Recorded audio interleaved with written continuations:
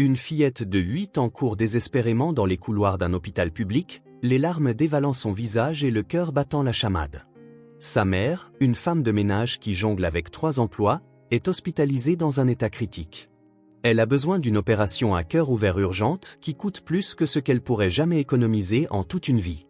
D'une voix tremblante mais déterminée, la jeune fille frappe à la porte du bureau du médecin et lui fait une proposition qui le laisse sans voix. « Docteur, je promets d'être votre servante pour toujours si vous sauvez ma mère. » Ce qu'elle ignore, c'est qu'un millionnaire attendant son rendez-vous dans le couloir a entendu chaque mot de son appel désespéré. Ce qui va se passer ensuite changera la vie de tout le monde à jamais. Avant de commencer l'histoire, n'oubliez pas de laisser un like et de vous abonner à la chaîne pour voir plus d'histoires comme celle-ci. L'écho de pas pressés résonne dans les couloirs froids de l'hôpital du comté de Saint-Vincent, se mêlant à l'odeur âcre du désinfectant qui semble s'accrocher à chaque respiration. Maria Sanchez, âgée de seulement 8 ans, court le cœur battant, ses sandales usées claquant contre le linoléum éraflé. Des larmes coulent sur son visage mat, mais elle ne s'arrête pas pour les essuyer.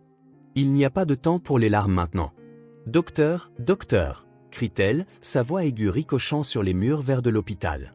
Infirmières et médecins se retournent, surpris par l'urgence désespérée de la petite fille qui semble perdue dans le chaos matinal de l'hôpital le plus fréquenté de la ville.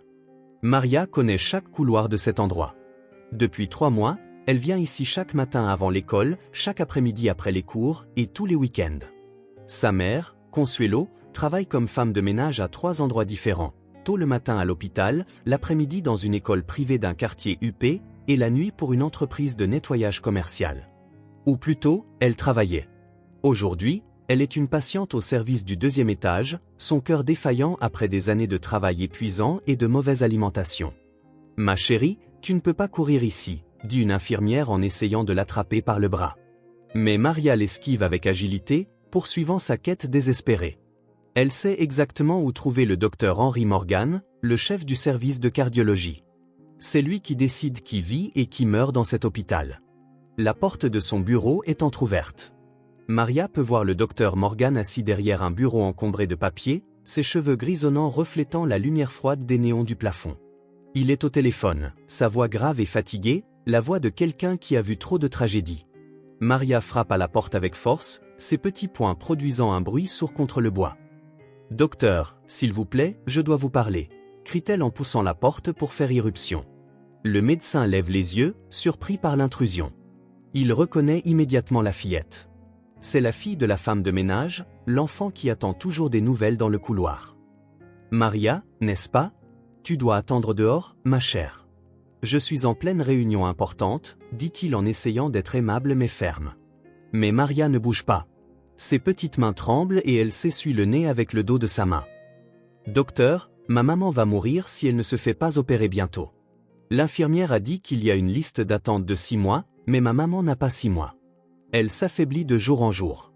La voix de Maria tremble, mais une détermination féroce brille dans ses yeux bruns.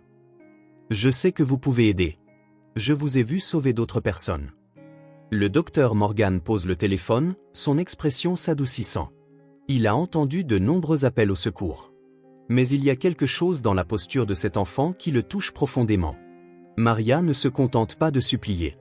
Elle négocie. « Docteur, je promets que je travaillerai pour vous pour toujours si vous sauvez ma mère, » dit-elle, ses mots se bousculant dans un élan désespéré. « Je sais nettoyer. Je sais cuisiner. Je peux faire le jardinage. Ma mère m'a tout appris. Je travaille dur. Je suis toujours à l'heure et je ne me plaindrai jamais. J'ai juste besoin que vous la fassiez remonter sur la liste. » Le silence qui s'ensuit est lourd comme du plomb. Depuis le couloir, un homme bien habillé qui attendait son rendez-vous entend chaque mot. Edward Miller, un homme d'affaires millionnaire de 60 ans, feuilletait un magazine lorsque la voix désespérée de la fillette a atteint ses oreilles. Il est maintenant immobile, le magazine oublié sur ses genoux, absorbant chaque parole de cette proposition qui vient de changer le cours de 3 vies à jamais. La pluie se mit à battre contre les fenêtres de l'hôpital, comme si le ciel lui-même pleurait l'injustice qui allait se produire. Le docteur Morgan retire ses lunettes et se frotte les yeux fatigués. En 30 ans de médecine, il n'avait jamais reçu une offre aussi innocente et en même temps aussi dévastatrice. Maria restait debout devant le bureau, les yeux fixés sur le visage du médecin, attendant une réponse qui pourrait déterminer si sa mère vivrait ou mourrait. Maria, ma chère, assieds-toi ici, dit-il en désignant la chaise en face de son bureau. La fillette obéit mais ne s'assied que sur le bord, comme si elle était prête à détaler à tout moment. Tu es une fille très courageuse, mais tu dois comprendre que les choses ne fonctionnent pas comme ça. Je ne peux pas accepter que tu travailles pour moi en échange d'une opération. Les yeux de Maria se remplissent à nouveau de larmes. Mais docteur, je n'ai pas d'argent. Personne dans ma famille n'a d'argent. Ma mère travaille si dur qu'elle peut à peine payer le loyer et acheter de la nourriture. Si ce n'est pas comme ça, alors comment ? Le médecin se lève et se dirige vers la fenêtre, regardant la pluie continuer de tomber. Le programme d'aide caritative de l'hôpital couvrira l'opération de ta mère, Maria. Elle ne mourra pas par manque de soins. Il se tourne vers la fillette, essayant d'offrir un sourire rassurant. J'ai déjà approuvé la procédure. Ta mère est sur la liste pour l'opération. Le visage de Maria s'illumine un instant, puis s'assombrit à nouveau. Quand, docteur ? Quand va-t-elle se faire opérer ? La pause qui suit est trop longue. Le docteur Morgan retourne à sa chaise, choisissant ses mots avec soin. La liste d'attente pour les chirurgies cardiaques est un peu longue en ce moment. Environ 6 mois. 6 mois, s'écrie Maria en se levant brusquement de sa chaise. Docteur, l'infirmière a dit qu'elle n'a même pas 6 semaines. Comment va-t-elle tenir 6 mois ? Maria, je comprends ton angoisse, mais le système fonctionne sur la base du premier arrivé, premier servi, et selon la gravité. Il y a des gens qui attendent depuis plus longtemps que ta mère, mais ils ne vont pas mourir avant leur tour. Ma mère, si. Les mots sortent comme une accusation chargée d'une rage qui ne devrait pas exister dans le cœur d'une enfant de 8 ans. Dans le couloir, Edward Miller s'approche discrètement de la porte. Il entend clairement la conversation, et chaque mot est comme un coup de poignard dans sa conscience. Le nom de la femme, Consuelo, résonne dans son esprit, ravivant un souvenir qu'il avait tenté d'enfouir depuis 5 ans. Docteur, y a-t-il un moyen d'accélérer le processus ? Une liste d'urgence ? Demande Maria, sa voix maintenant plus contrôlée, mais toujours désespérée. Techniquement, oui. Il y a des cas qui peuvent être priorisés lorsqu'il y a un risque imminent pour la vie. Mais cela nécessite une évaluation plus détaillée. Et même alors, le médecin hésite, sachant qu'il offre un espoir fragile. Alors faisons l'évaluation. Tout de suite, Maria frappe des mains sur le bureau, surprenant le médecin par sa détermination. Maria, ce n'est pas si simple. Je dois consulter d'autres spécialistes, faire des tests supplémentaires qui pourraient prendre des semaines à programmer. Des semaines ? Ma mère n'a pas, murmure Maria, la voix brisée. Elle se rassoit, se laissant cette fois sombrer dans la chaise. Docteur, je ne suis pas stupide. Je sais que vous, les médecins, pouvez faire avancer les choses plus vite quand vous le voulez. Je le vois tout le temps ici.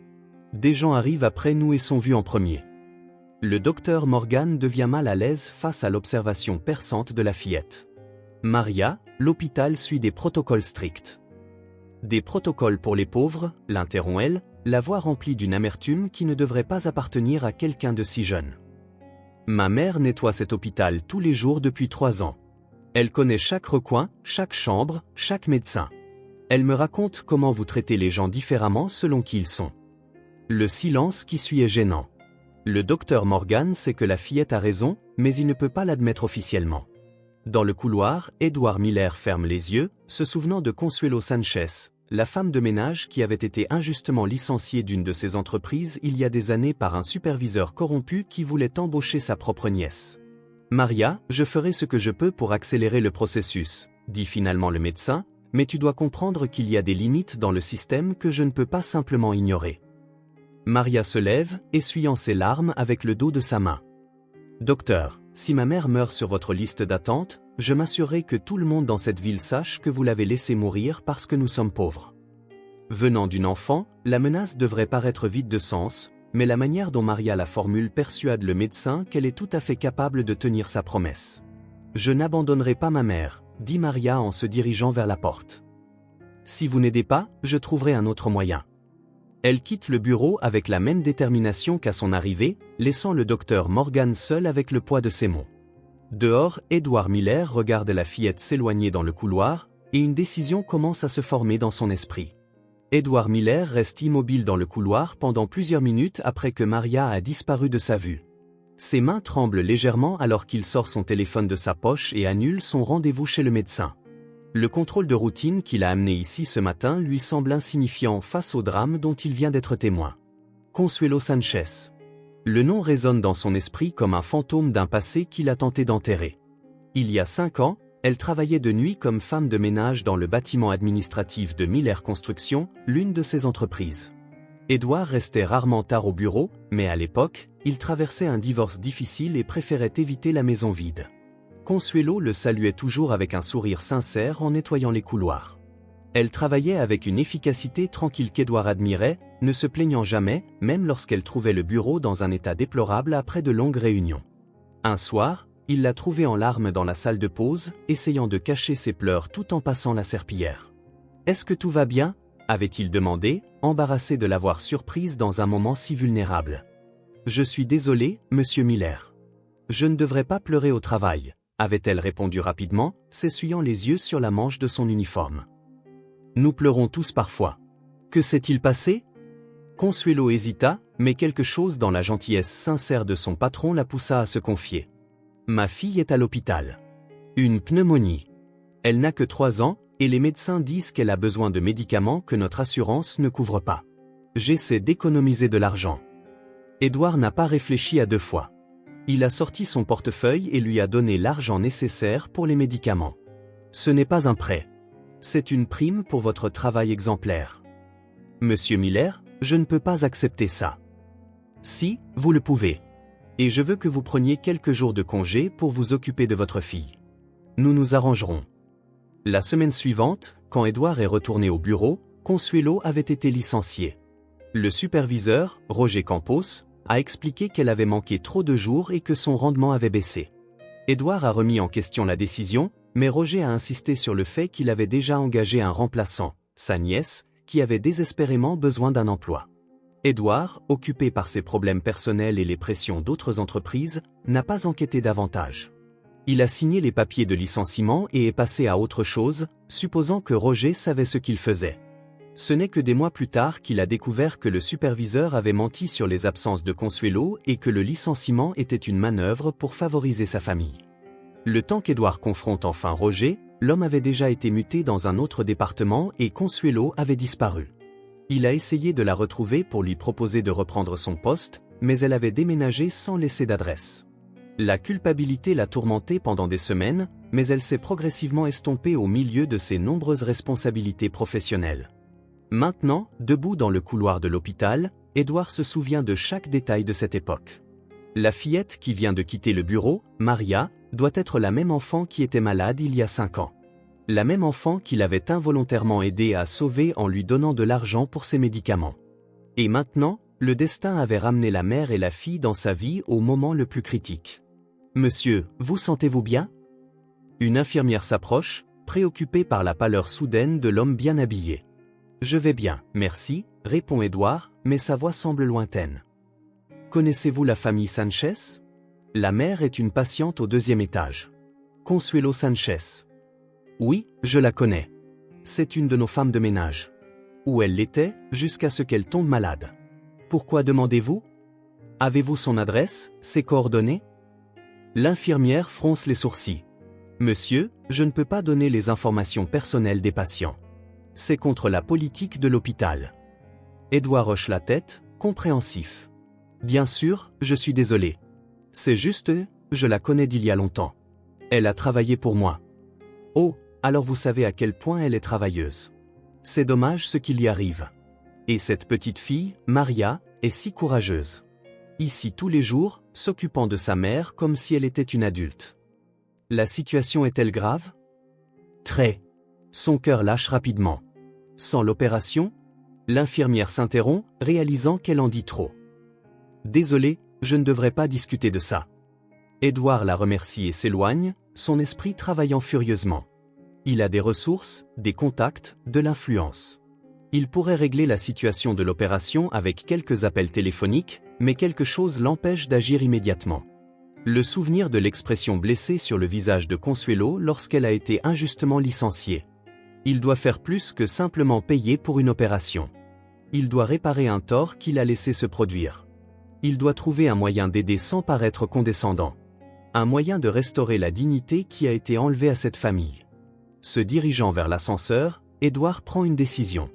Il va découvrir tout ce qui est arrivé à Consuelo au cours des 5 dernières années. Il va comprendre comment elle en est arrivée à ce point de désespoir. Et ensuite, il trouvera un moyen de réparer l'erreur qu'il a commise il y a si longtemps. Les portes de l'ascenseur s'ouvrent et Édouard entre, appuyant sur le bouton du rez-de-chaussée. Pour la première fois depuis des années, il a une mission qui va au-delà des profits et des affaires. Maria descend les escaliers de l'hôpital d'un pas lourd, son sac à dos d'école rebondissant sur son dos. Il est presque 9 heures du matin et elle devrait être à l'école, assise au premier rang de sa classe de CE2, écoutant Madame Garcia expliquer les tables de multiplication. Mais comment peut-elle penser aux mathématiques alors que sa mère se consume au 2e étage ? La pluie a cessé, mais le ciel est encore chargé de nuages gris qui semblent refléter l'humeur de la fillette. Maria parcourt les rues familières du quartier, passant devant la boulangerie où elle achète parfois du pain de la veille à prix réduit, la pharmacie où le pharmacien demande toujours des nouvelles de la santé de sa mère, et l'école où elle devrait être en ce moment. « Je dois trouver de l'argent », se murmure-t-elle en donnant un coup de pied dans une pierre sur le trottoir. « Si les médecins n'aident pas, je devrais trouver un autre moyen. » Maria s'arrête devant la vitrine du prêteur sur gage de Monsieur Magny, un vieil homme qui connaît toutes les familles du quartier. Elle est passée devant de nombreuses fois, mais n'a jamais eu le courage d'entrer. Aujourd'hui est différent. Aujourd'hui, elle n'a pas le choix. La cloche de la porte tinte lorsqu'elle entre, et Monsieur Magny lève les yeux du journal qu'il lisait. « Maria, quelle surprise! Ne devrais-tu pas être à l'école, ma petite ? » « Monsieur Magny, je dois vendre des choses, » dit-elle en enlevant son sac à dos et en le posant sur le comptoir. « J'ai besoin d'argent pour aider ma mère. » L'homme fronce les sourcils, inquiet. « Maria, mon enfant, quelle chose as-tu à vendre ? Et où est ta mère ? Sait-elle que tu es ici ? Ma mère est à l'hôpital. Elle a besoin d'une opération qui coûte beaucoup d'argent. » Maria ouvre son sac à dos et commence à sortir ses affaires. Une montre en plastique qu'elle a reçue pour son 7e anniversaire, une chaîne plaquée or qui appartenait à sa grand-mère, 3 de ses livres d'histoire préférés, et son bien le plus précieux, une bague de promotion que son père a laissée avant de partir. « Ma petite, ces choses ne valent pas grand-chose, » dit doucement Monsieur Magny en examinant les objets. La montre est en plastique. La chaîne est plaquée. Les livres sont d'occasion. De combien avez-vous besoin ? Combien pouvez-vous me donner ? Monsieur Magny fait un calcul rapide dans sa tête. Écoute, Maria, en étant très généreux, je peux te donner $50 pour tout ça. Mais une opération du cœur coûte des milliers de dollars. Tu comprends ça, n'est-ce pas ? Les larmes montent à nouveau aux yeux de Maria, mais elle les essuie rapidement. Je sais, Monsieur Magny, mais c'est un début. Je trouverai le reste. Comment, ma petite ? Comment une fillette de 8 ans va-t-elle trouver des milliers de dollars ? Je travaillerai. Je ferai n'importe quoi. Je nettoierai des maisons. Je garderai des enfants. Je vendrai des bonbons dans la rue. Maria, tu ne peux pas travailler. Tu es mineure. Et même si tu le pouvais, il te faudrait des années pour économiser une telle somme. La réalité des paroles de l'homme frappe Maria comme un coup de poing dans l'estomac. Elle s'affaisse dans une vieille chaise à côté du comptoir, la tête entre les mains. Alors, ma mère va mourir. C'est ce que vous dites ? Non, ma petite. Ce n'est pas ça. Mais tu ne peux pas porter cette responsabilité seule. Tu es une enfant. Je ne suis pas une enfant, crie Maria en se levant brusquement. Les enfants jouent avec des poupées et regardent des dessins animés. Moi, je m'occupe de ma mère. Je prépare à manger. Je fais la lessive. J'aide avec les factures. Si j'étais une enfant, ma mère ne serait pas en train de mourir. Monsieur Magny reste silencieux, touché par la douleur brute dans la voix de la fillette. Maria, assieds-toi. Je vais te dire quelque chose. Elle obéit, s'essuyant le nez sur sa manche. Quand j'étais jeune, mon père est tombé très malade. Nous étions pauvres. Nous n'avions pas d'argent pour des médecins privés. J'ai tout essayé. J'ai tout vendu. J'ai travaillé à 2 emplois, j'ai même pensé à voler pour avoir de l'argent pour ces médicaments. Et que s'est-il passé ? Mon père est mort. Pas à cause des médecins, pas par manque d'argent. Il est mort parce que c'était son heure. Mais sais-tu ce que j'ai appris ? Que parfois, quand on est désespéré, des anges déguisés apparaissent. Les anges n'existent pas, Monsieur Magny. Si, ils existent. Ils ressemblent juste à des gens ordinaires. Ça peut être un médecin qui décide d'enfreindre les règles, un voisin qui a une idée, ou même un étranger qui entend ton histoire et décide d'aider. Maria secoue la tête, incrédule. Personne ne va m'aider. Je n'ai que moi-même. Maria, tu as 8 ans. Tu ne devrais pas avoir à porter ce poids seul. Où sont tes parents? Tes oncles, tes grands-parents? Ma grand-mère est morte l'année dernière. Mon père est parti quand j'avais 5 ans. Ma mère ne parle plus à ses frères depuis la mort de mon grand-père. Il n'y a que nous deux. Monsieur Magny soupire profondément. Alors je vais te donner les $50, mais pas pour tes affaires. Je te les donne parce que je connais ta mère depuis qu'elle est une petite fille comme toi. Consuelo est une femme travailleuse et honnête, et elle ne mérite pas ça.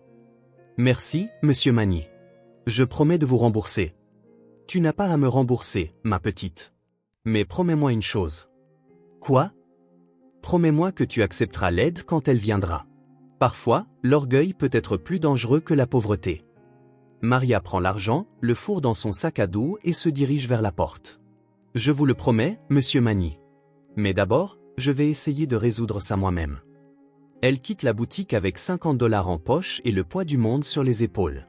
Elle ignore qu'à ce moment même, Edward Miller est sur le parking de l'hôpital, au téléphone avec son assistant, enquêtant sur tout ce qui concerne la vie de Consuelo Sanchez au cours des 5 dernières années. Edward Miller est assis sur le siège en cuir de sa Mercedes noire, garé devant l'hôpital, le téléphone collé à l'oreille. À l'autre bout du fil, son assistant personnel, Robert, lit un rapport détaillé qu'il a réussi à compiler en seulement 2 heures. Consuelo Sanchez, 42 ans, veuve depuis 2020, date du décès de son mari dans un accident du travail, rapporte Robert efficacement. Après avoir été licenciée de notre entreprise en 2020, elle a occupé divers emplois temporaires. Actuellement, ou plutôt jusqu'à il y a 3 mois, elle cumulait 3 emplois, femme de ménage le matin à l'hôpital du comté de Saint-Vincent, l'après-midi à l'Académie Sainte-Thérèse et la nuit pour Total Hygiene Solutions. 3 emplois, murmure Edward, sentant le poids de la culpabilité se resserrer dans sa poitrine. Continue. La fille, Maria Sanchez, 8 ans, est scolarisée à l'école PS 118. Excellent dossier scolaire, assiduité parfaite, toujours en tête de sa classe. Les enseignants la décrivent comme extrêmement responsable et mature pour son âge. Edward regarde par la fenêtre de la voiture et voit Maria sortir d'un prêteur sur gage, son sac à dos semblant bien trop lourd pour ses petites épaules. Robert, je veux que tu en saches plus sur les circonstances de son licenciement de notre entreprise. Je veux tous les détails sur ce que Roger Campos a fait. J'ai déjà quelques informations à ce sujet, monsieur. Voulez-vous que je les lise maintenant? Oui. Roger Campos, à l'époque superviseur du service de nettoyage, a licencié Consuelo en invoquant des absences excessives et un faible rendement. Cependant, après avoir parlé discrètement avec des employés de cette période, j'ai découvert que Consuelo n'a jamais manqué un jour sans justification. Les absences que Roger a citées étaient les jours que vous aviez vous-même autorisés pour qu'elle s'occupe de sa fille malade. Edward ferme les yeux, la colère montant dans sa poitrine. Et sa nièce, Camila Campos, a été embauchée immédiatement après le licenciement de Consuelo. Elle n'est restée au poste que 6 mois avant d'être licenciée pour de réelles absences non justifiées et une conduite inappropriée sur le lieu de travail. Où est Roger Campos maintenant? C'est là que ça devient intéressant, monsieur. Il travaille à l'hôpital du comté de Saint-Vincent. Il est superviseur administratif au département des ressources humaines. Les yeux d'Edward s'ouvrent brusquement. Le même hôpital où Consuelo a travaillé et est maintenant patiente. Exactement. Et il y a plus. Au cours des 5 dernières années, Roger a été promu 3 fois à l'hôpital. Apparemment, il a une influence considérable sur les décisions administratives, y compris les embauches, les licenciements, selon certaines sources, même la priorisation des chirurgies non urgentes. Suggères-tu que? Je dis que c'est une très grosse coïncidence, monsieur. Consuelo a travaillé à l'hôpital pendant 3 ans, toujours louée par les médecins et les infirmières. Quand elle est tombée malade et a dû prendre un congé, elle a été licenciée presque immédiatement. Roger a prétendu qu'elle abusait du congé maladie. Edward sort de la voiture et se remet à marcher vers l'hôpital, son esprit traitant les informations. Robert, je veux que tu enquêtes sur chaque décision que Roger a prise au cours des 2 dernières années. Embauche, licenciement, tout.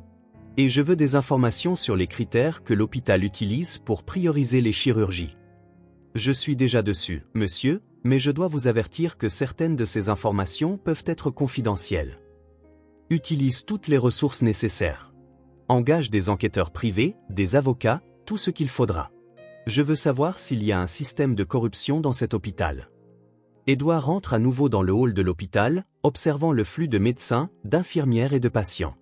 Tout semble normal en surface, mais maintenant il regarde avec des yeux différents, cherchant des signes de ce que Robert vient de révéler. « Monsieur, il y a encore une chose », continue Robert. L'opération de Consuelo Sanchez a bien été approuvée pour l'aide caritative, mais selon mes sources à l'hôpital, son cas a été classé comme non urgent au lieu d'urgent, malgré les rapports médicaux indiquant une urgence. Qui a fait cette classification? Les documents sont passés par le département administratif. Devinez qui signe les classifications de priorité? Roger Campos. Exactement. Et monsieur, il y a quelque chose de très étrange. Au cours des 6 derniers mois, chaque cas d'urgence cardiaque qui a été reclassé comme non urgent concernait un patient à faible revenu. Les cas de patients avec une assurance privée n'ont jamais été reclassés. Édouard s'arrête au milieu du couloir, la rage l'envahissant complètement. Robert, je veux que tu prépares un dossier complet sur Roger Campos. Je veux chaque décision qu'il a prise, chaque reclassification, chaque personne qui a été lésée. Et je veux des avocats prêts à agir. Oui, monsieur. Mais puis-je suggérer la prudence? Si Roger fait vraiment ce que nous suspectons, il pourrait exercer des représailles contre Consuelo Sanchez s'il découvre qu'il fait l'objet d'une enquête. Édouard regarde vers les ascenseurs menant au 2e étage, où Consuelo est hospitalisée. Tu as raison. Nous devons être stratégiques. D'abord, nous nous assurons qu'elle reçoive le traitement approprié. Ensuite, nous détruirons le système qui a failli la tuer. Et la fillette, monsieur? Maria? Édouard se souvient de la scène dont il a été témoin dans le bureau du médecin. La promesse désespérée d'une enfant de 8 ans offrant sa vie entière en échange de celle de sa mère. Maria. Elle ne peut pas continuer à porter ce poids seule. Mais d'après ce que j'ai vu aujourd'hui, elle n'acceptera pas l'aide facilement. Elle se méfie des adultes, et après tout ce que nous avons découvert, je ne peux pas lui en vouloir. Voulez-vous que je prépare une approche spécifique? Pas encore. D'abord, je dois mieux comprendre la situation. Je vais observer. Je vais apprendre à les connaître, et quand le moment sera venu, je trouverai un moyen d'aider sans paraître condescendant ou suspect. Édouard raccroche et reste dans le hall, observant la routine de l'hôpital avec une perspective entièrement nouvelle. Il est venu ici pour un contrôle médical de routine et a découvert une injustice qui pourrait coûter des vies. Plus que ça, il a découvert qu'il a une responsabilité personnelle de corriger une erreur qu'il a permise il y a 5 ans. La question est maintenant, comment un millionnaire peut-il aider une enfant fière et méfiante sans détruire sa dignité dans le processus? Maria retourne à l'hôpital en fin d'après-midi, après avoir passé toute la journée à essayer de trouver des moyens de gagner de l'argent. Elle a visité 3 magasins pour demander s'ils avaient besoin d'aide, s'est rendue dans 2 maisons où elle savait que des personnes âgées vivaient seules pour proposer des services de nettoyage, et a même essayé de vendre les $50 que M. Mani lui avait donnés pour $100 à des touristes sur la place principale. Rien n'a fonctionné. Maintenant, les pieds endoloris et le cœur lourd, elle monte les escaliers jusqu'au 2e étage pour rendre visite à sa mère. C'est l'heure des visites, et elle sait que Consuelo l'attendra, essayant de sourire malgré la douleur dans sa poitrine. « Maman », murmure Maria en entrant dans la salle commune où sa mère partage une chambre avec 3 autres patientes. Consuelo est réveillée, regardant par la fenêtre, mais elle se tourne immédiatement en entendant la voix de sa fille. « Maria, mon amour, j'étais inquiète. Où étais-tu? Madame Garcia a appelé ici pour demander pourquoi tu n'étais pas à l'école aujourd'hui. » Maria s'approche du lit, évitant le regard de sa mère. « Je m'occupais de certaines choses. » « Quelles choses, Maria? Tu ne peux pas manquer l'école. Ton éducation est importante. Plus importante que ta vie? La question lui échappe avant que Maria ne puisse la retenir. Elle s'assied sur la chaise à côté du lit, regardant enfin le visage pâle de sa mère. Consuelo tend la main et touche tendrement le visage de sa fille. « Maria, mon amour, tu ne peux pas arrêter de vivre à cause de moi. Je vais m'en sortir. » « Non, maman, tu ne vas pas t'en sortir. » Maria tient la main de sa mère, sentant à quel point elle est froide et faible. « Je sais pour l'opération, pour la liste d'attente. J'ai parlé au docteur Morgan ce matin. » Les yeux de Consuelo se remplissent de larmes. « Maria, tu n'aurais pas dû faire ça. Tu ne devrais pas t'inquiéter de ces choses. » « Et qui le fera alors? Il n'y a que nous, maman. Si je ne m'inquiète pas pour toi, qui le fera? » Les deux restent assis en silence pendant quelques minutes, se tenant la main.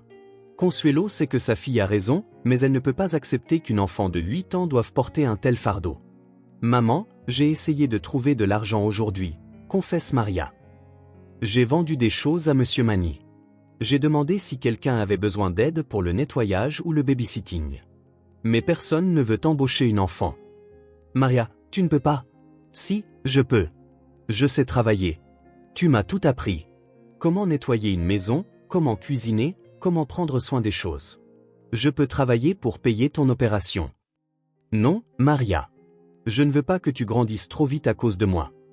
Maman, j'ai déjà grandi trop vite. Il n'y a pas de retour en arrière possible. La conversation est interrompue lorsque quelqu'un frappe légèrement à la porte de la salle.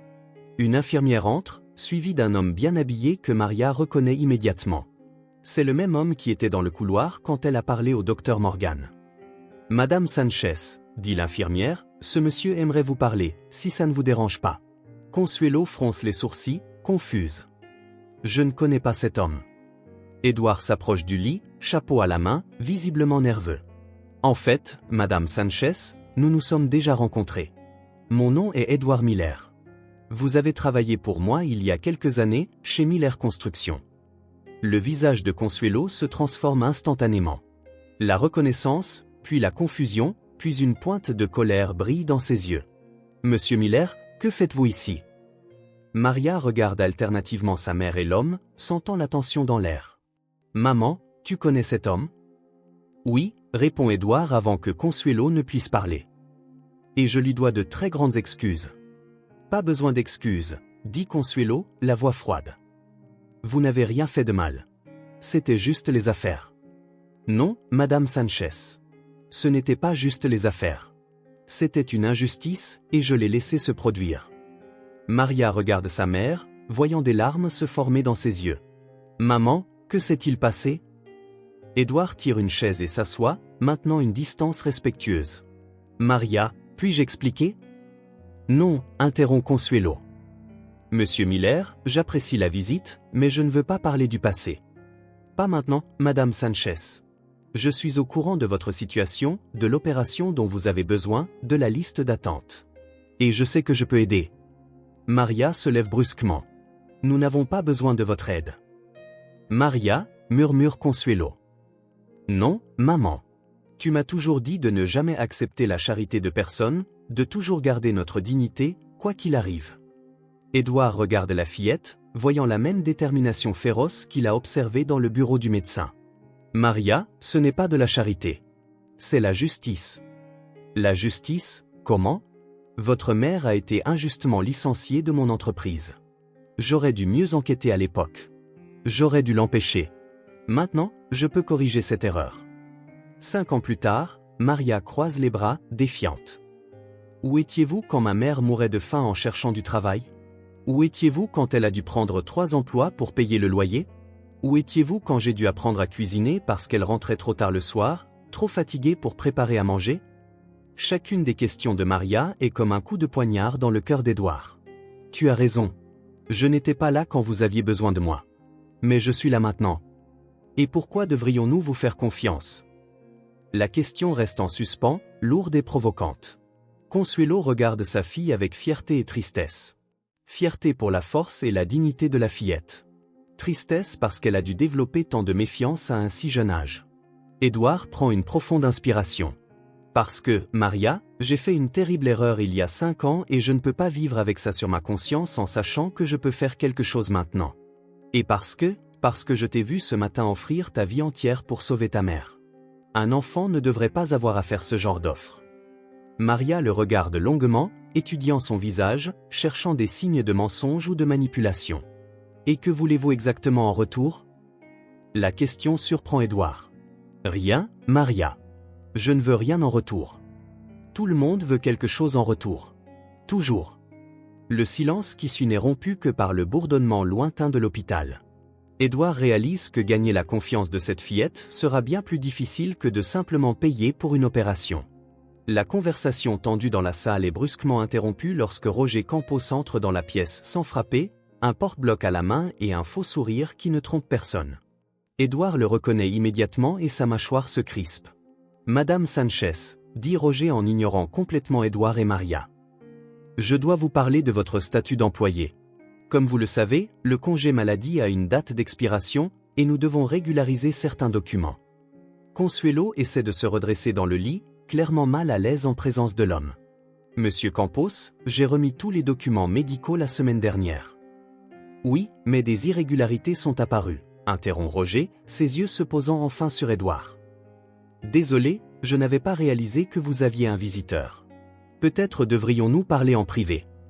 Ce n'est pas nécessaire, Édouard se lève, sa voix glaciale. Roger Campos, n'est-ce pas? Roger fronce les sourcils, essayant clairement de se souvenir d'où il connaît Édouard. Oui, vous me dites quelque chose? Édouard Miller. Miller Construction. Rappelez-vous, vous avez travaillé pour moi jusqu'en 2020. La couleur quitte instantanément le visage de Roger. Il regarde nerveusement d'Édouard à Consuelo, réalisant que sa présence n'est pas une coïncidence. Monsieur Miller, quelle surprise de vous voir ici. J'imagine bien, répond Édouard en faisant un pas vers Roger. Surtout si l'on considère que vous êtes sur le point de nuire à une employée qui a déjà été lésée par vous une fois. Maria observe l'échange, réalisant qu'il se passe bien plus de choses qu'elle ne le comprend. Maman, qui est cet homme? C'est mon superviseur à l'hôpital, répond Consuelo, la voix faible. Où il l'était? Roger tente de reprendre contenance. Monsieur Miller, je ne sais pas quelle histoire Madame Sanchez vous a racontée, mais je peux vous assurer que toutes les décisions prises suivent les protocoles. Quel protocole? Interrompt Édouard. Les mêmes protocoles qui ont reclassé une chirurgie cardiaque d'urgente à non urgente? Les mêmes protocoles qui ont mis une femme avec une insuffisance cardiaque sévère sur une liste d'attente de 6 mois? Maria se lève brusquement. Quoi? Qu'est-ce que vous voulez dire par reclasser? Roger devient visiblement nerveux. Cette information est confidentielle. Elle ne devrait pas être discutée devant la patiente. Elle ne devrait pas être discutée parce qu'elle est criminelle, rétorque Édouard. Maria, ta mère a été mise sur une liste d'opérations non urgentes même si tous les tests indiquaient une urgence. Quelqu'un a délibérément changé la classification médicale. Ce n'est pas vrai, proteste Roger, mais son ton défensif le trahit. Consuelo essaie de se redresser complètement, alarmé. Monsieur Campos, vous avez dit que mon cas était traité comme une priorité. Et il l'est, dans les paramètres normaux du système. Menteur, crie Maria, sa colère explosant. Le docteur Morgan m'a dit que les cas graves ont la priorité. Ma mère est en train de mourir et vous jouez avec des papiers. Édouard sort son téléphone de sa poche. Robert, je suis ici à l'hôpital avec notre personne d'intérêt. Je veux que tu viennes immédiatement et que tu apportes tous les documents que tu as rassemblés sur les reclassifications médicales des 6 derniers mois. Roger recule d'un pas, clairement terrifié. Monsieur Miller, je ne sais pas quelle enquête privée vous menez, mais cela pourrait entraîner de graves problèmes juridiques. Pour qui? Édouard avance d'un autre pas. Pour vous, qui nuisez systématiquement aux patients pauvres, ou pour moi, qui expose la corruption dans un hôpital public. Je n'ai pas à écouter ça, dit Roger en se dirigeant vers la porte. Madame Sanchez, nous parlerons de votre situation plus tard. Non, vous allez parler maintenant. Maria bloque le passage de Roger, ses petites mains serrées en poing. Vous ne partez pas d'ici avant d'avoir expliqué pourquoi ma mère se meurt sur une liste d'attente pendant que d'autres personnes passent avant elle. Roger regarde la fillette avec mépris. Dégage, petite. Tu ne comprends pas comment les choses fonctionnent. Je comprends parfaitement, répond Maria, ses larmes de colère brillant dans ses yeux. Je comprends que vous pensez pouvoir jouer avec la vie des gens parce que nous sommes pauvres. Je comprends que vous avez déjà fait ça à ma mère, en lui prenant son travail, et maintenant vous recommencez. Assez. Édouard se tient à côté de Maria. Roger, voici ce qui va se passer. Vous allez quitter cette pièce, vous rendre au service médical et corriger la classification de l'opération de Madame Sanchez. Aujourd'hui. Maintenant. Et si je refuse? Édouard sourit, mais il n'y a aucune chaleur dans son expression. Alors demain matin, chaque journal de la ville recevra un dossier complet sur vos pratiques corrompues à cet hôpital, ainsi que des enregistrements de conversations et des documents prouvant votre détournement de fonds publics. Le visage de Roger devient livide. Vous n'avez rien contre moi. Robert, Édouard parle dans son téléphone, pourriez-vous lire à Monsieur Campos le titre du rapport que vous avez préparé? La voix de Robert se fait entendre assez fort pour que tout le monde l'entende. Rapport sur les irrégularités administratives à l'hôpital du comté de Saint-Vincent. Analyse de 47 cas de reclassification médicale suspecte entre 2022 et 2025, tous impliquant des patients à faible revenu, tous approuvés par le superviseur Roger Campos. Le silence qui suit est assourdissant. Roger regarde Édouard, puis Maria, puis Consuelo, réalisant qu'il est coincé. 47 cas, murmure Maria, la magnitude de la situation la frappant. Combien de personnes sont mortes en attendant? Consuelo ferme les yeux, des larmes coulant sur son visage. Mon Dieu, combien de familles? Roger tente de se diriger une dernière fois vers la porte, mais Édouard l'arrête. Le choix vous appartient, Roger. Réparez ça maintenant et coopérez à l'enquête, ou soyez publiquement exposé et faites face aux conséquences légales. Maria regarde Édouard avec une expression complètement nouvelle. Pour la première fois depuis qu'elle l'a rencontré, il y a autre chose que de la méfiance dans ses yeux. Il y a de l'espoir. Maman, murmure-t-elle en prenant la main de Consuelo. Je crois que notre ange est arrivé. Le commentaire innocent de Maria résonne dans la salle, mais Roger sait que son combat n'est pas terminé. Les hommes comme lui n'abandonnent pas facilement, et Édouard vient de se faire un ennemi déclaré. 3 heures après la confrontation avec Roger, Maria et Édouard sont assis à la cafétéria de l'hôpital, partageant un sandwich et une conversation qu'aucun d'eux ne s'attendait à avoir. Consuelo s'était finalement endormi après que le docteur Morgan a confirmé que son opération avait été reclassée comme urgente et serait réalisée la semaine suivante. Alors, vous connaissiez vraiment ma mère avant, dit Maria en grignotant un morceau de pain. C'est la première nourriture qu'elle a pu avaler correctement depuis des jours. Oui, et j'aurais dû être plus attentif quand elle a été licenciée, admet Édouard en remuant son café désormais froid. Votre mère était l'une des employées les plus dévouées que j'ai jamais eues. Toujours à l'heure, toujours efficace, toujours aimable avec tout le monde. Pourquoi n'avez-vous pas enquêté à l'époque? Édouard soupire, regardant ses mains. Parce que je traversais des problèmes personnels, ma femme avait demandé le divorce. J'étais noyé sous d'autres affaires. Et quand Roger m'a dit qu'il avait trouvé un meilleur remplaçant, je lui ai simplement fait confiance. Et le remplaçant était sa nièce. Elle l'était. Et elle a été licenciée 6 mois plus tard pour des absences constantes et un comportement inapproprié. Mais le temps que je le découvre, votre mère avait déjà disparu. J'aimais? Nous avions déménagé, termine Maria pour lui. Ma mère ne pouvait pas payer le loyer de l'ancien appartement avec seulement les allocations de chômage. Édouard ferme les yeux, sentant le poids de chaque conséquence de sa négligence. Maria, je sais que tu n'as aucune raison de me faire confiance, mais je veux que tu saches que je ne pars pas cette fois. Je vais rester jusqu'à ce que je sois sûr que ta mère soit complètement rétablie. Maria étudie son visage un long moment. Vous avez des enfants? La question prend Édouard par surprise. Non. Mon ex-femme et moi n'avons jamais eu d'enfants. Elle disait que je travaillais trop pour être un bon père. Et avait-elle raison? Édouard a un petit rire, mais c'est un rire triste. Elle avait probablement raison. Je consacrais 16 heures par jour à mes affaires. Je pensais que le succès financier était tout ce qui comptait. Et maintenant? Maintenant, je sais que j'avais tort. Vous rencontrer toutes les deux m'a fait réaliser qu'il y a des choses bien plus importantes que l'argent. Maria finit de manger et s'essuie les mains sur une serviette. Monsieur Miller, ce que vous avez découvert sur Roger, sur les autres patients, c'est vraiment grave, n'est-ce pas? Très grave. Si nos soupçons sont corrects, il a peut-être causé la mort de personnes innocentes. Alors, qu'est-ce qu'on va faire? Édouard remarque qu'elle a dit on, s'incluant dans le combat. D'abord, nous allons nous assurer que votre mère ait la meilleure opération possible.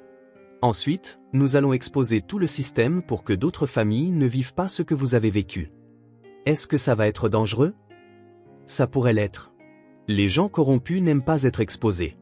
Ils pourraient essayer de riposter. Maria se redresse, adoptant une posture déterminée qui rappelle à Édouard celle d'un soldat partant au combat. Ça m'est égal. Si nous ne faisons rien, d'autres enfants vivront ce que j'ai vécu ce matin. Maria, tu n'as pas à t'impliquer là-dedans. C'est une responsabilité pour les adultes. Non, l'interrompt-elle fermement. Je veux être impliqué. Je veux aider. Combien de fois pensez-vous que j'ai vu ma mère pleurer parce qu'elle ne pouvait pas payer les factures? Combien de fois ai-je fait semblant de dormir quand elle pensait que je n'écoutais pas ses inquiétudes sur la façon dont elle allait m'élever seule? Édouard reste silencieux, touché par la maturité de la fillette. Les autres enfants ne devraient pas avoir à vivre ça, continue Maria. Si je peux aider à arrêter ces mauvaises personnes, alors je veux aider. D'accord, cède Édouard. Mais à une condition. Tu ne fais rien de dangereux.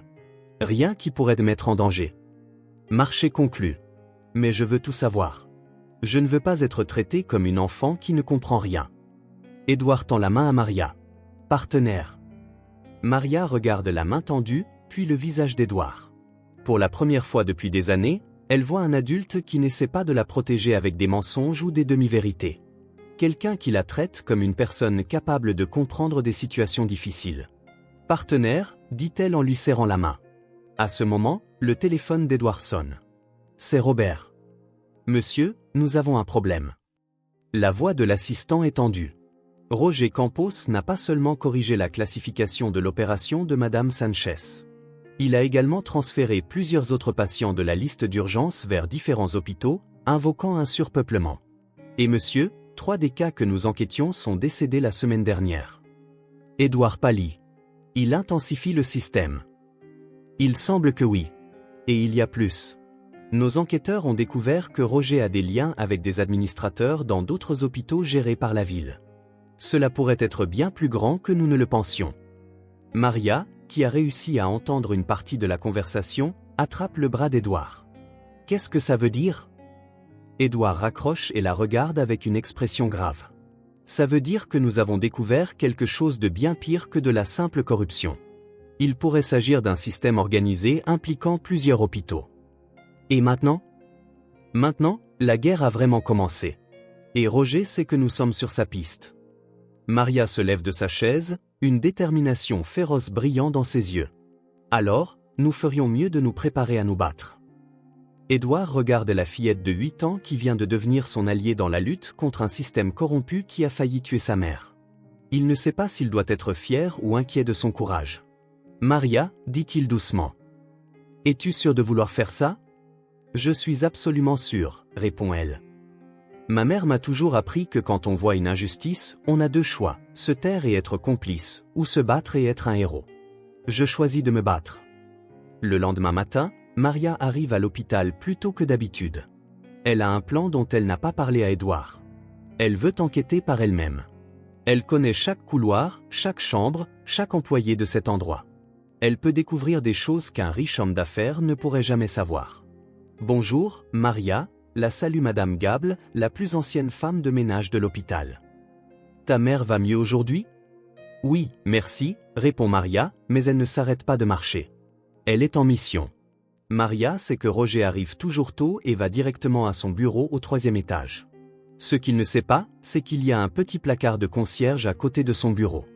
Et l'un des murs est si fin qu'on peut entendre les conversations de l'autre côté. Sa mère le lui avait dit une fois, en se plaignant de la difficulté de travailler avec le bruit du bureau. Elle monte les escaliers en silence, vérifie que le couloir est vide et se glisse dans le placard. Il ne faut pas longtemps avant qu'elle n'entende la voix de Roger au téléphone. « Non, vous ne comprenez pas la gravité de la situation, » dit-il, clairement agité. « Édouard Miller a assez d'argent et d'influence pour nous détruire tous. » Maria colle son oreille au mur, essayant de ne pas manquer un mot. Bien sûr que je sais qui il est. C'est pour ça que je suis inquiet. Il a déjà envoyé des enquêteurs sur nos dossiers. S'il découvre pour les médicaments ? Les médicaments ? Maria fronce les sourcils. Quels médicaments ? Écoutez, je dois transférer plus de cas aujourd'hui. Je veux que ce service soit à moitié vide d'ici demain. Et pour ces médicaments périmés que nous avons achetés à bas prix, vous devez tous les utiliser avant que quelqu'un ne s'en aperçoive. Le cœur de Maria s'emballe. Des médicaments périmés. Il donne aux patients des médicaments périmés. Je me fiche que quelques patients aient des réactions. C'est mieux que de se faire prendre avec un stock de médicaments illégaux. Si quelqu'un demande, vous dites que ce sont des réactions normales au traitement.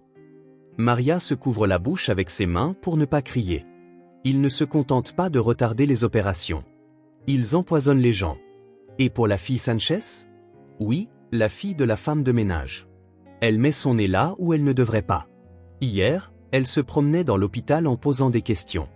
Nous devons faire attention à elle aussi. Un frisson de peur parcourt l'échine de Maria. Ils savent qu'elle enquête. Qu'est-ce que vous voulez dire par faire attention? Écoutez, je ne veux pas connaître les détails. Occupez-vous-en. L'opération de sa mère est la semaine prochaine. Ce serait dommage qu'une complication survienne pendant la procédure. Le sang de Maria se glace. Il prévoit de saboter l'opération de sa mère. Elle doit sortir de là immédiatement et tout dire à Edouard. Mais lorsqu'elle essaie de bouger, elle heurte un balai, qui tombe avec un bruit sec. C'était quoi ce bruit? Entend-elle dire Roger. Maria se fiche de peur. S'il la trouve, laissez tomber. Ça devait être le vent.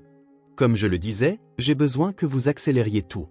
Je veux que tous les patients à problème soient transférés d'ici vendredi. Et pour l'opération Sanchez, nous en parlerons en personne. Mieux vaut ne pas discuter de ces choses au téléphone. Maria attend en silence jusqu'à ce qu'elle entende Roger raccrocher et quitter son bureau. C'est seulement alors qu'elle parvient à se glisser hors du placard, les jambes tremblantes de peur et de rage. Elle court dans le couloir, dévale presque les escaliers et se dirige directement vers le hall où elle avait rendez-vous avec Edouard.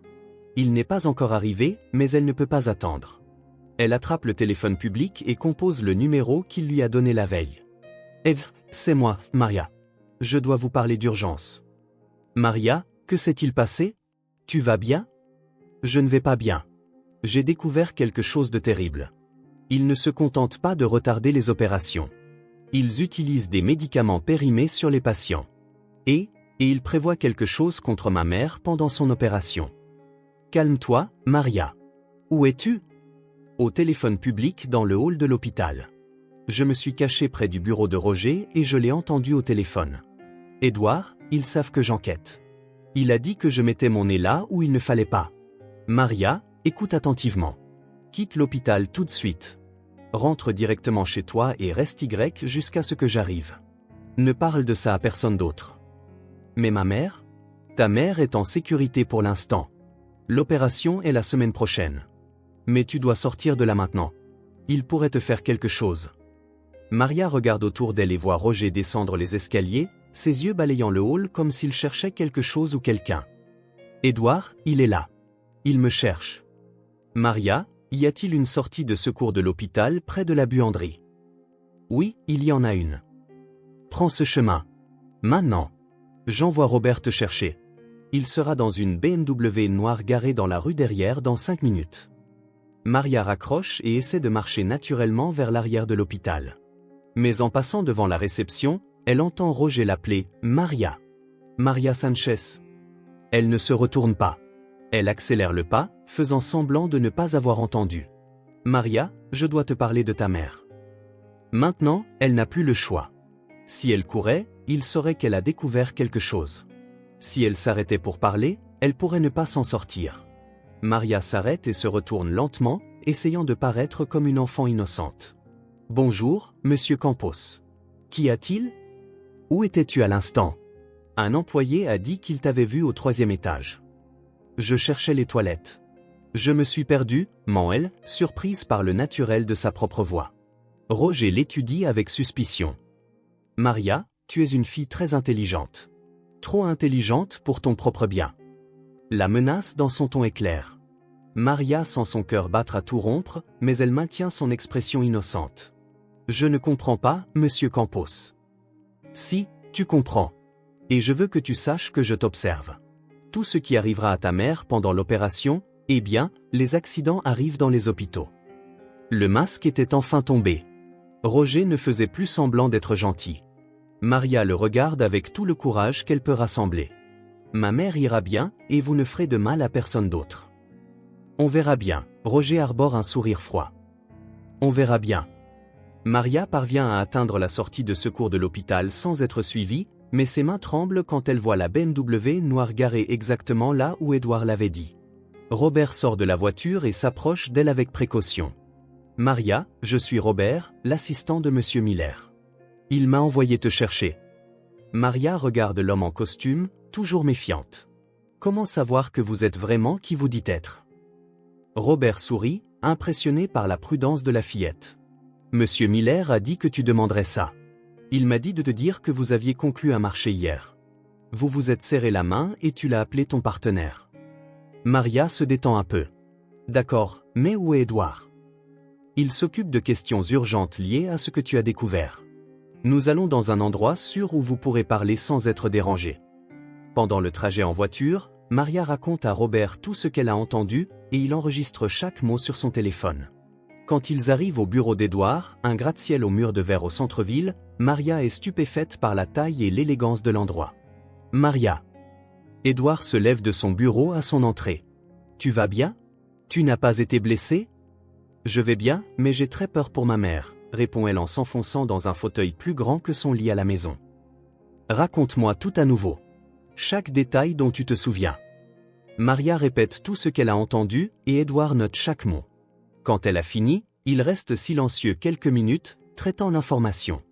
Maria, ce que tu as découvert est bien plus grave que nous ne l'imaginions. Nous n'avons pas seulement affaire à de la corruption administrative. Nous avons affaire à des gens qui tuent délibérément des patients. Et ils vont essayer de tuer ma mère pendant son opération. Ils ne réussiront pas, dit Edouard fermement. Parce que nous n'allons pas la laisser se faire opérer dans cet hôpital. Que voulez-vous dire? Edouard se lève et se dirige vers la fenêtre. Maria, j'ai des relations dans d'autres hôpitaux, des hôpitaux privés où Roger n'a aucune influence. Je peux transférer ta mère dans un endroit sûr. Mais qu'en est-il des autres patients? Allons-nous simplement les abandonner? La question prend Edouard par surprise. Même en danger, Maria s'inquiète encore pour des étrangers. Oh, nous n'abandonnons personne. Mais d'abord, nous devons nous assurer que ta mère est en sécurité. Ensuite, nous exposerons tout le système. Edouard, dit Maria, utilisant son prénom sans le monsieur pour la première fois. J'ai une idée. Quelle idée? Et si nous faisions semblant de ne rien savoir? Et si nous les laissions penser que nous avons abandonné l'enquête? Edouard fronce les sourcils. Pourquoi? Parce que s'ils se croient en sécurité, ils baisseront leur garde. Et alors, nous pourrons obtenir de meilleures preuves. Maria, c'est incroyablement dangereux. S'ils se doutent de quelque chose? Mais c'est le seul moyen de sauver les autres patients aussi. Si nous sauvons juste ma mère et que nous exposons le système plus tard, ils auront le temps de détruire toutes les preuves et de continuer à tuer des gens dans d'autres hôpitaux. Edouard est impressionné par la pensée stratégique de la fillette. Que suggères-tu exactement? Que je retourne à l'hôpital demain et que j'agisse comme une enfant effrayée qui a abandonné l'enquête. Pendant ce temps, vous pouvez préparer des enregistreurs et des caméras cachées pour obtenir des preuves. Absolument pas. Je ne te mettrai pas en danger. Edouard, je suis déjà en danger. Ils savent que je sais quelque chose. Si je disparais maintenant, ils deviendront encore plus méfiants. Robert, qui avait écouté en silence, intervient. Monsieur Miller, techniquement, la fillette a raison. Si elle disparaît soudainement, cela pourrait accélérer leur plan contre Madame Sanchez. Vous êtes tous les deux fous si vous pensez que je vais utiliser une fillette de 8 ans comme appât. Pas comme appât, le corrige Maria. Comme espionne. Je connais l'hôpital mieux que n'importe quel adulte. Je sais où ils gardent les médicaments. Je sais quelles infirmières sont honnêtes et lesquelles sont complices. Je connais les horaires de tout le monde. Edouard arpente la pièce, clairement en conflit. Et s'ils essaient de te faire quelque chose? Ils n'essaieront rien pendant la journée avec autant de gens autour. Et je peux porter un de ces appareils d'urgence que vous avez mentionné. Maria, ta mère ne me pardonnerait jamais s'il t'arrivait quelque chose. Et je ne me pardonnerai jamais si d'autres enfants vivent ce que j'ai vécu parce que nous n'avons rien fait. Le silence dans la pièce est lourd. Edouard regarde Maria et voit en elle une détermination qui rivalise avec celle de n'importe quel adulte qu'il ait jamais rencontré. Si nous faisons ça, dit-il finalement, ce doit être à ma façon. Avec toutes les précautions de sécurité que j'exige. Marché conclu. Et si à un moment donné je dis que c'est fini, tu arrêtes. Sans discussion. Marché conclu. Edouard prend une profonde inspiration. Robert, contacte nos techniciens. Je veux du matériel d'enregistrement miniaturisé. Et je veux une équipe de sécurité discrète à l'hôpital, déguisée en visiteur et en personnel. Oui, monsieur. Edouard se tourne vers Maria. Et tu me promettras de ne prendre aucun risque inutile. Pas d'héroïsme. Tu observes, tu enregistres, et tu sors si tu sens le moindre danger. Je le promets. Maria, pourquoi es-tu prête à prendre ce risque? Ta mère est en sécurité maintenant. Je peux la transférer aujourd'hui. Maria reste silencieuse un moment, rassemblant ses pensées. Parce que quand j'étais dans ce placard à écouter Roger parler de médicaments périmés, J'ai pensé à tous les enfants qui sont dans les chambres d'hôpital en ce moment. Des enfants comme moi qui regardent leurs parents tomber malades. Elle s'arrête, les larmes commençant à couler. J'ai pensé, et si c'était ma mère qui prenait des médicaments périmés? Et si c'était elle qui mourait parce que quelqu'un voulait gagner de l'argent? Je ne peux pas laisser ça arriver à d'autres familles. Édouard s'agenouille à côté du fauteuil de Maria. Tu es la personne la plus courageuse que j'ai jamais rencontrée. Enfant ou adulte. Maria essuie ses larmes. Nous allons sauver tout le monde. Nous allons sauver tout le monde, confirme Édouard, sachant qu'il vient d'accepter la mission la plus importante et la plus dangereuse de sa vie. Le lendemain matin, Maria retourne à l'hôpital avec un petit enregistreur caché dans la poche de sa chemise et un appareil d'urgence déguisé en montre. Édouard l'a déposé à l'entrée, faisant semblant d'être juste une connaissance de la famille, mais elle sait qu'il y a au moins 5 membres de son équipe de sécurité dispersés dans l'hôpital. Maria la salue l'infirmière en chef, Rose, dans le hall. « Comment va ta mère aujourd'hui ? » « Mieux, merci. Les médecins ont dit que son opération aura lieu lundi, » répond Maria, essayant de paraître comme une enfant soulagée et non comme une espionne en mission. « C'est merveilleux, ma chérie. Ta mère est une battante. » Maria monte au 2e étage pour rendre visite à Consuelo, qui est visiblement mieux après avoir reçu les médicaments appropriés. Mais Maria remarque quelque chose d'étrange. Il y a 2 infirmières qu'elle n'a jamais vues auparavant qui s'occupent des patients dans l'aile de cardiologie. « Maman, qui sont ces infirmières là-bas » demande-t-elle discrètement. Consuelo regarde dans la direction indiquée. « Je ne sais pas, ma chérie. Elles sont arrivées hier. Elles ont dit qu'elles faisaient partie de l'équipe spécialisée en chirurgie cardiaque. C'est un peu étrange, car l'infirmière Rose a toujours géré cette aile. » Maria sent un frisson. Des infirmières spécialisées qui sont apparues de nulle part juste après que Roger a découvert qu'il faisait l'objet d'une enquête. Ce ne pouvait pas être une coïncidence. « Maman, je vais faire un petit tour dans l'hôpital. Je reviens tout de suite. » Maria quitte la chambre et suit discrètement l'une des nouvelles infirmières. La femme se dirige directement vers la pharmacie de l'hôpital où elle parle à voix basse avec le pharmacien. Maria se cache derrière un pilier et active l'enregistreur. « La livraison est-elle arrivée ?» demande l'infirmière. « Oui, mais je suis inquiet. Certaines dates de péremption sont très proches. Ne t'inquiète pas, nous utiliserons tout avant que quelqu'un ne s'en aperçoive. Et si un patient pose des questions sur des réactions étranges, tu dis simplement que c'est normal. Et celles qui sont déjà périmées ? Mélange-les avec les nouvelles dans les petites doses que nous utilisons ici. Il est difficile de remarquer une différence d'efficacité. » Maria plaque une main sur sa bouche pour s'empêcher de suffoquer d'horreur. Ils utilisent vraiment des médicaments périmés exprès. L'infirmière continue, Roger a dit que nous devons tout accélérer, surtout avec les patients qui attirent trop l'attention. L'opération Sanchez, par exemple. Qu'en est-il de son opération? Elle va avoir quelques complications. Rien qui ne puisse être retracé jusqu'à nous, bien sûr. Le sang de Maria se glace. Il prévoit vraiment de saboter l'opération de sa mère. Maria recule doucement et se dirige vers les toilettes où elle appelle Édouard. « J'ai l'enregistrement » murmure-t-elle. Ils ont tout confirmé. Médicaments périmés mélangés avec des neufs. Et ils prévoient de faire quelque chose pendant l'opération de ma mère. Maria, sors de là maintenant. Pas encore. Je dois découvrir où ils stockent les médicaments périmés. Si nous avons une preuve physique. Maria, c'est suffisant. Nous avons des enregistrements. Nous avons des témoins. Mais ils nieront tout et diront que les enregistrements sont faux. Nous avons besoin d'une preuve qui ne peut être contestée. Édouard reste silencieux un moment. Où penses-tu qu'il les garde? Il y a un débarras au sous-sol que ma mère nettoyait toujours. Elle disait qu'il est fermé à clé et que seul Roger et le pharmacien ont une clé. Maria, non. Tu ne vas pas au sous-sol seul. Je ne serai pas seul. Une de vos agents de sécurité peut venir avec moi. Comment reconnaîtras-tu qui fait partie de mon équipe? Vous avez dit que l'une d'elles est une femme aux cheveux courts déguisée en visiteuse. Je lui demanderai de l'aide pour trouver une chambre et elle saura que c'est moi.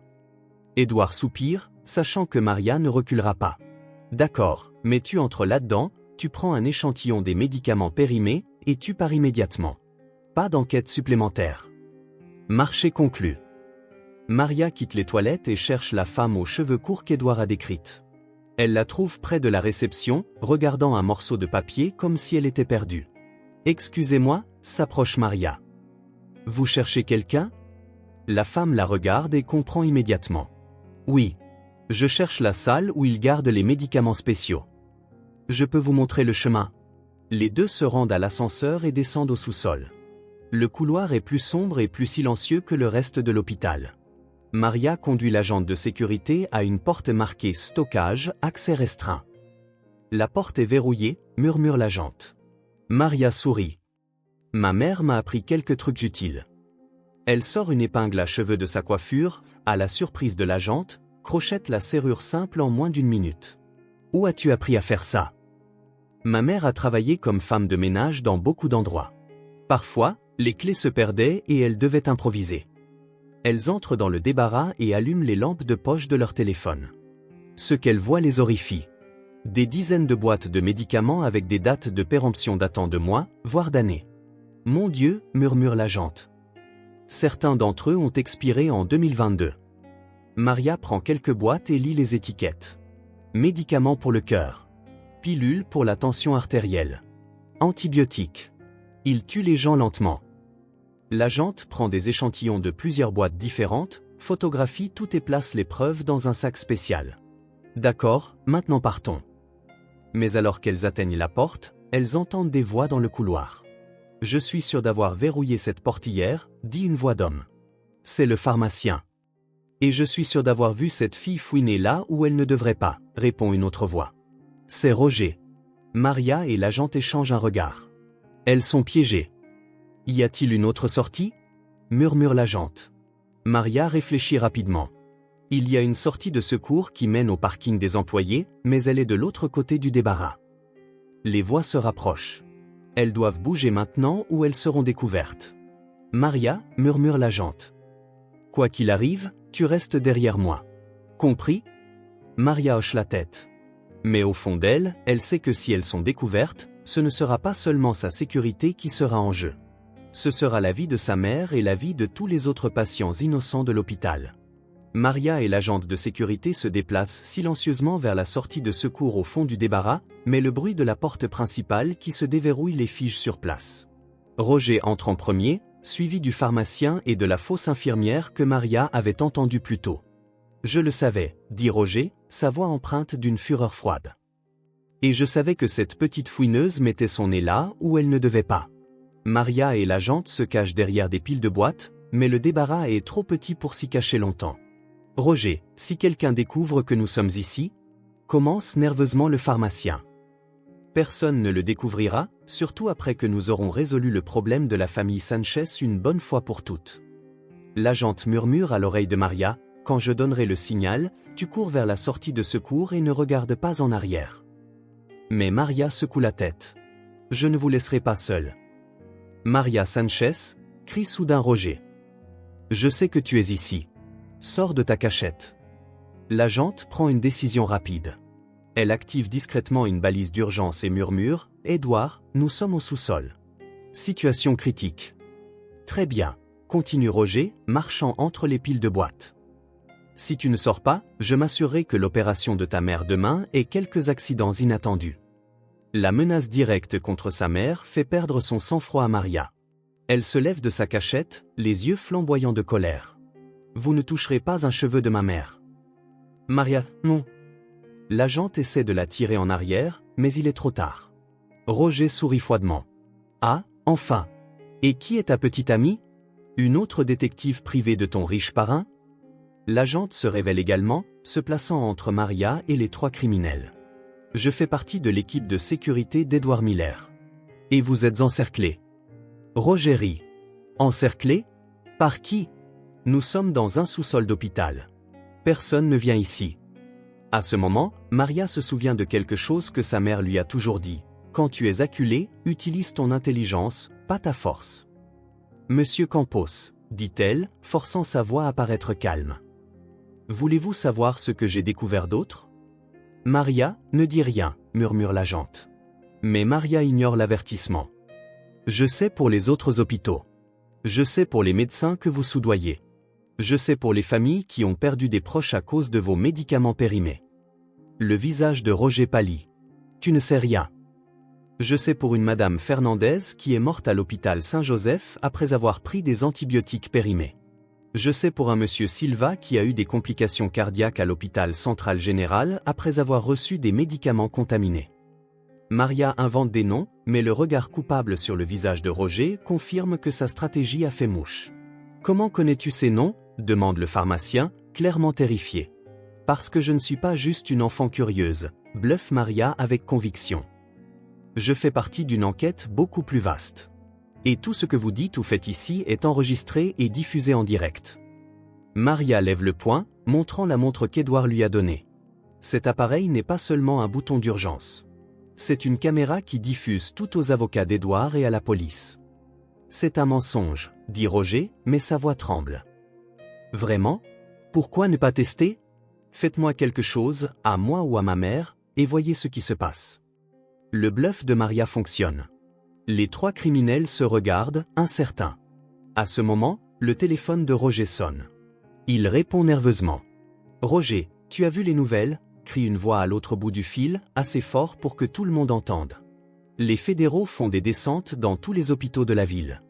Il y a des voitures de police devant Saint-Joseph et Centrale Générale. Le visage de Roger devient cendré. Maria sourit, réalisant qu'Edouard a dû faire jouer toutes ses relations en même temps. « Vous ?» Roger regarde de Maria à l'agente. « Vous avez tout planifié ?» ?»« Oui », confirme Maria, même si elle ne savait rien des opérations de police. « Et maintenant, vous avez deux choix. Vous rendre et coopérer avec l'enquête, ou essayer de fuir et être arrêté comme des fugitifs. » La fausse infirmière recule déjà vers la porte. « Roger, je n'ai pas signé pour ça. J'ai juste modifié quelques papiers. Je ne savais pas que des gens mouraient. »« Reviens ici », crie Roger. Mais la femme s'enfuit en courant. Le pharmacien recule également. « Roger, c'est fini. Nous devons accepter que c'est fini. » Maria entend le bruit de pas dans le couloir. Beaucoup de pas. « Maria !» La voix d'Edouard résonne dans le sous-sol. « Maria, où es-tu ?»« Ici, Edouard. »« Dans le débarras. » Quelques secondes plus tard, Edouard fait irruption dans le débarras, suivi par des agents fédéraux et son équipe de sécurité. Roger regarde autour de lui et réalise que c'est vraiment fini. « Maria !» Edouard se précipite vers elle, vérifiant si elle va bien. « Es-tu blessée ?»« Je vais bien. Et nous avons tout. Les enregistrements, la preuve des médicaments, les aveux sur les autres hôpitaux. » L'agent fédéral en chef s'approche de Roger. « Monsieur Campos, vous êtes en état d'arrestation pour complot, homicide par négligence, corruption et trafic de médicaments périmés. » Alors qu'ils emmènent un Roger menotté, il regarde Maria une dernière fois. « Tu ne sais pas à qui tu as affaire, petite. Ce n'est pas fini. »« Si, c'est fini, » répond Maria avec une fermeté qui impressionne tous les adultes présents.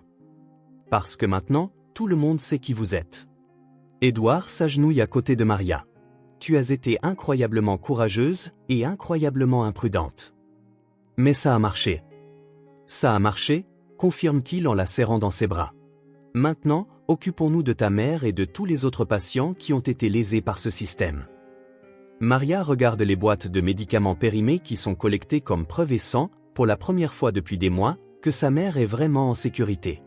Plus que ça, elle sent qu'elle a réussi à protéger de nombreuses autres familles du même cauchemar qu'elle a vécu. 2 semaines après l'arrestation de Roger et le démantèlement du réseau de corruption, l'hôpital du comté de Saint-Vincent semble être un endroit complètement différent. Consuelo se remet parfaitement de son opération du cœur, qui a été réalisée par une équipe médicale d'élite qu'Edouard a fait venir de la clinique Mayo spécialement pour l'intervention. « Maman, comment te sens-tu aujourd'hui ?» demande Maria en ajustant l'oreiller derrière le dos de Consuelo. La chambre privée où sa mère se remet est à des années-lumière de la salle commune surpeuplée où elle se trouvait auparavant. « J'ai l'impression qu'on m'a donné une nouvelle vie, ma fille, » répond Consuelo en tenant la main de Maria. « Et tout cela grâce à ton courage. » Ce n'était pas seulement mon courage. C'est Edouard qui avait les ressources pour que tout se produise. Mais c'est toi qui as eu la bravoure d'affronter des gens dangereux, de protéger non seulement moi, mais aussi d'autres familles. Edouard entre dans la chambre, un bouquet de fleurs et un journal à la main. « Bonjour mesdames. Comment va notre héroïne aujourd'hui ?»« Edouard, tu n'as pas besoin d'apporter des fleurs tous les jours, » proteste gentiment Consuelo. « Si, il le faut. C'est le moins que je puisse faire. » Edouard s'assoit sur la chaise à côté du lit. « Et j'ai de bonnes nouvelles. Le journal a publié l'histoire complète sur le système de corruption. Maria prend le journal et lit le titre à voix haute. L'opération Coup de balai démantèle un réseau responsable de dizaines de morts dans les hôpitaux de la ville. Ses yeux se remplissent de larmes en voyant une photo d'elle à côté d'Edouard en première page avec la légende « Une fillette de 8 ans expose la corruption et sauve des vies ». « Tu vois combien de personnes tu as aidées ?» dit Consuelo en montrant les chiffres dans le journal. 47 cas de reclassification abusive. Plus de 200 patients qui ont reçu des médicaments périmés. 5 hôpitaux impliqués dans le système.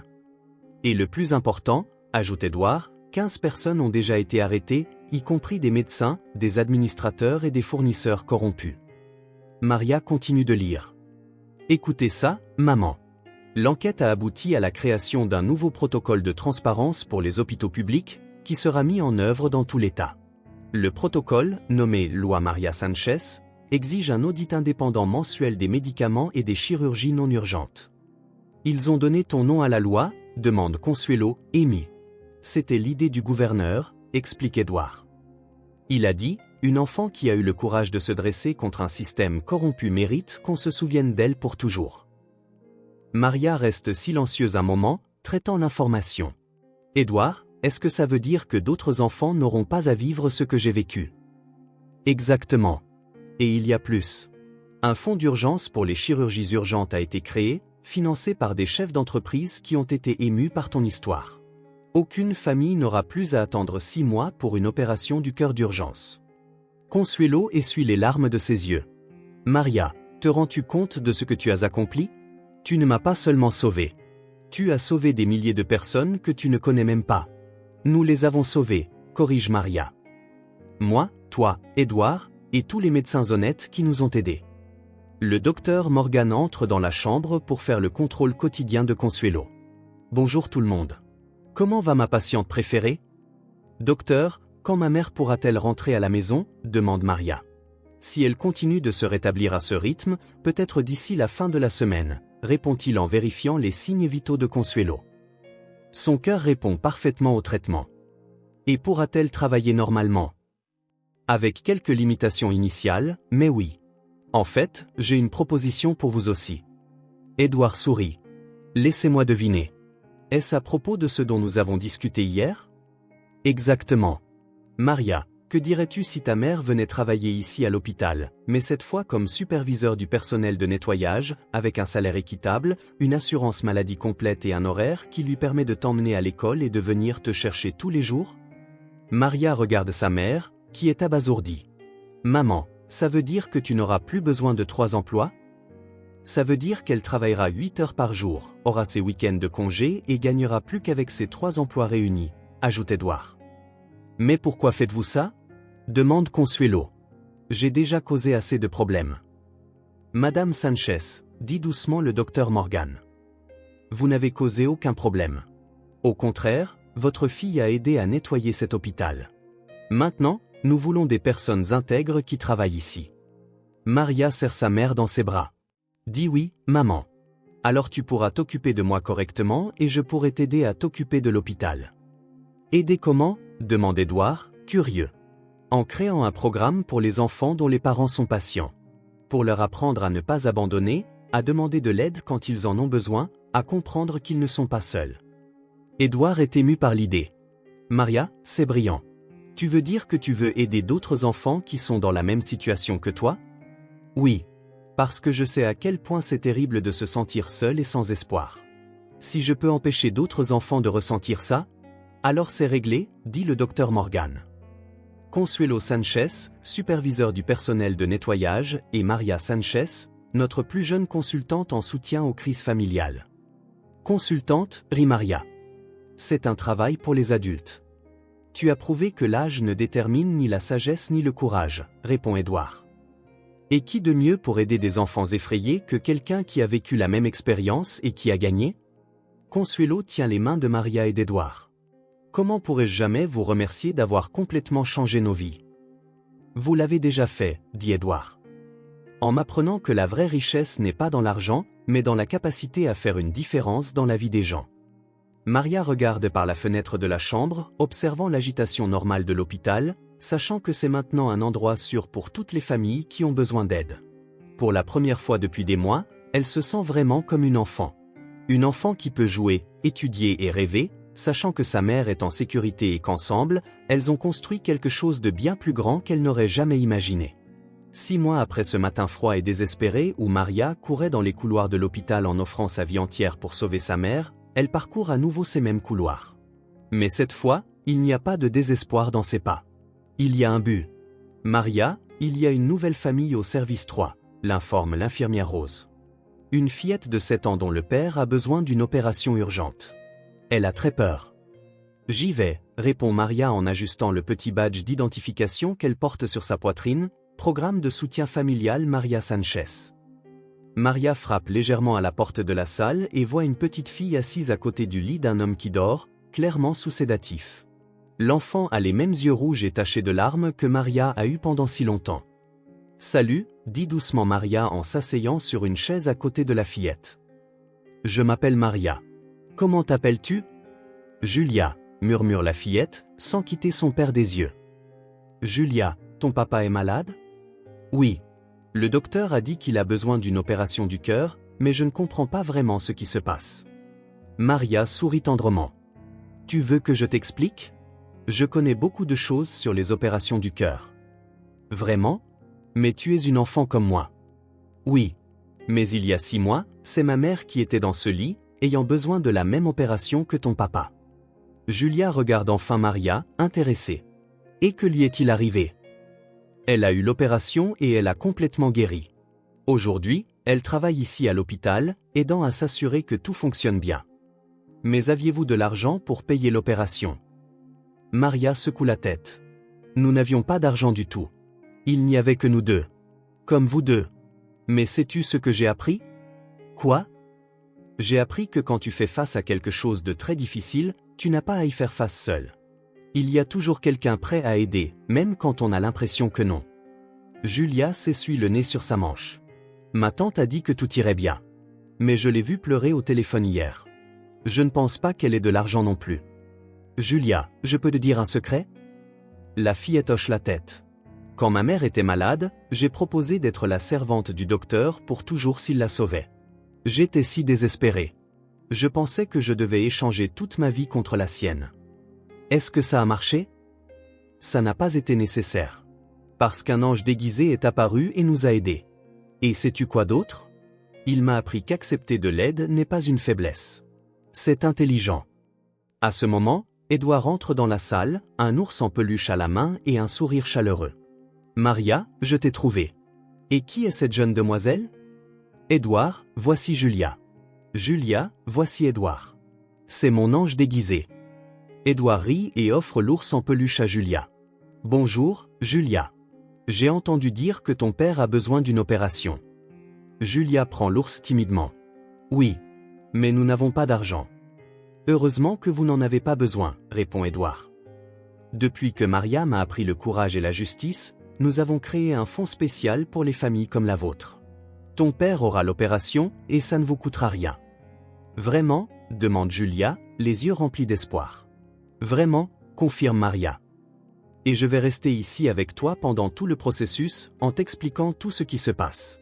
Pour que tu n'aies pas peur comme moi. » Consuelo apparaît à la porte, portant son nouvel uniforme de superviseur. « Maria, ma chérie, c'est l'heure de déjeuner. »« Maman, voici Julia. Nous allons prendre soin d'elle, tout comme des gens ont pris soin de nous. » Consuelo s'approche et touche doucement la tête de Julia. « Bien sûr que nous le ferons, mon amour. Julia, tu verras que cet hôpital est maintenant un endroit où les familles comme la nôtre sont traitées avec tout le soin qu'elles méritent. »« Maria, » demande Julia, « penses-tu que je serai aussi courageuse que toi ? » ?»« Tu es déjà courageuse, Julia. Être ici, veiller sur ton père, ne pas abandonner. C'est ça, le courage. Et si j'ai peur ? Si tu as peur, tu m'appelles, ou tu appelles ma mère, ou Édouard, ou n'importe qui de notre équipe. Parce que maintenant, tu n'es plus seul. » Édouard regarde Maria parler à Julia et se souvient de la fillette désespérée qu'il a rencontrée il y a 6 mois. La transformation est complète. D'une enfant effrayée à une jeune mentor. D'une victime du système à une réformatrice de la société. « Maria, dit-il, Te souviens-tu de la promesse que tu as faite au docteur Morgan le premier jour où nous nous sommes rencontrés? Je me souviens. J'ai proposé d'être sa servante pour toujours. Eh bien, d'une certaine manière, tu tiens cette promesse. Sauf que maintenant, tu n'es pas une servante. Tu es une partenaire. Une partenaire dans la mission de prendre soin des gens. Maria sourit, tenant la main de Julia. Edward, sais-tu quelle est la meilleure partie de tout ça? Qu'est-ce que c'est? J'ai découvert que lorsque tu aides les autres à ne pas abandonner, tu n'abandonnes jamais non plus. Et lorsque tu apprends aux autres à avoir de l'espoir, ton propre espoir devient plus fort. Consuelo serre sa fille dans ses bras. Et c'est pour ça que tu es mon héroïne, Maria. Pas seulement parce que tu m'as sauvé la vie, mais parce que tu as transformé ta douleur en un moyen de guérir la douleur des autres. Julia regarde Maria avec admiration. Quand je serai grande, je veux être comme toi. Tu es déjà comme moi, Julia. Tu dois juste croire en toi. Edward regarde par la fenêtre de la salle et voit le soleil briller sur la ville, illuminant un hôpital qui représente maintenant l'espoir au lieu du désespoir. Maria a transformé non seulement sa propre vie et celle de sa famille, mais aussi la réalité de centaines d'autres familles qui n'auront plus jamais à faire face à l'injustice seule. La fillette qui a un jour offert sa liberté pour sauver sa mère a trouvé dans sa générosité une liberté bien plus grande, la liberté de faire une différence dans le monde. Et elle a découvert que les vrais héros ne sont pas ceux qui ne ressentent jamais la peur, mais ceux qui, même effrayés, choisissent de se battre pour ce qui est juste. Du couloir de l'hôpital, l'écho des rires d'enfants se mêle au bip des équipements médicaux, créant une symphonie de vie et d'espoir. Maria Sanchez n'est plus seulement une enfant qui a survécu à une tragédie. Elle est une jeune femme qui a transformé son expérience en une source de force pour tous ceux qui la connaissent. Et quelque part dans cet hôpital renouvelé, d'autres familles découvrent que parfois, les anges apparaissent quand on s'y attend le moins, déguisés en gens ordinaires avec des cœurs extraordinaires.